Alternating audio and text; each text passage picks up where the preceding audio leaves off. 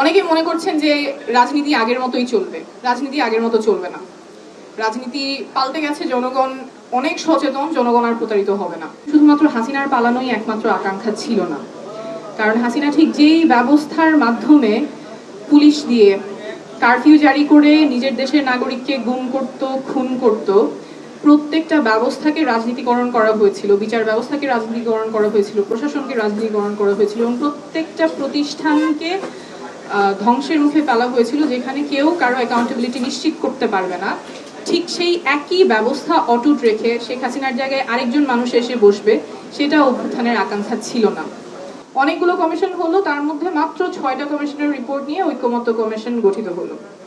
সেই ঐক্যমত্য কমিশনে যে 6টা কমিশনের রিপোর্ট আলোচনা করার কথা, সেই 6টাও আলোচনা হয় নাই। অর্থাৎ বাকি যেই কমিশনের রিপোর্টগুলো আছে, আনফরচুনেটলি সেটা হয়ে যেতে পারে একটা একাডেমিক এক্সারসাইজ। অর্থাৎ রাষ্ট্রের জনগণের টাকা দিয়ে কমিশনগুলো এত কষ্ট করে আমাদের রিফর্ম প্রপোজাল দিয়েছে, কিন্তু সেটা কখনো আলোর মুখ দেখবে কিনা, বাস্তবায়ন হবে কিনা, সেটা আমরা জানি না। এবং যেটার পেছনে এত শ্রম দেওয়া হলো, ঐক্যমত্য কমিশনে সবগুলো পলিটিক্যাল পার্টি একসাথে বসে একটা জায়গায় আসলেন, সেটারও বাস্তবায়ন কিভাবে হবে সেই পথ সুস্পষ্ট না করেই সাইনিং সেরেমনি হয়ে গেছে। তো এই যে একটা ধারাবাহিকতা, যেখানে আমাদের পরিকল্পনা হয়, প্রস্তাবনা আসে, কিন্তু প্রস্তাবনার বাস্তবায়ন নিয়ে কোনো চিন্তা থাকে না, রূপরেখা থাকে না, এটা খুবই একটা অদ্ভুত অবস্থা। আমরা তো যে কোনো পরিকল্পনা করি সেটা বাস্তবায়নের জন্য, কিন্তু বাস্তবায়নের রূপরেখা ছাড়া ওই পরিকল্পনার অর্থ কি? জনগণের ট্যাক্সের টাকায় যে কমিশন রিফর্ম প্রপোজাল গুলো আসছে, সেটার বাস্তবায়নের কোনো রূপরেখা থাকবে না, এটার কি অর্থ? এবং এটা যে এবারই প্রথম হয়েছে এমন না, অনেকবার এরকম কমিশন, টাস্ক ফোর্স গঠন করা হয়েছে যেটার বাস্তবায়ন হয় নাই।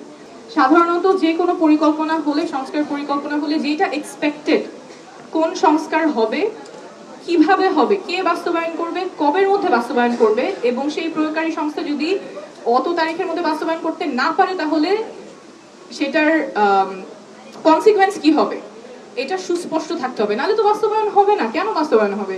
যে বডিগুলি অলরেডি আছে তাদের জন্য সংস্কার করা তো একটা অ্যাডিশনাল বার্ডেন। তার মধ্যে যদি পাথওয়ে স্পেসিফাইড না থাকে, তাহলে তো সেটা বাস্তবায়নের কোনো আশা নাই। এবং এটা আমরা বারবার হতে দেখেছি, 90-এ হতে দেখেছি, বিগত কেয়ারটেকার গভর্নমেন্টের আমলেও হতে দেখেছি।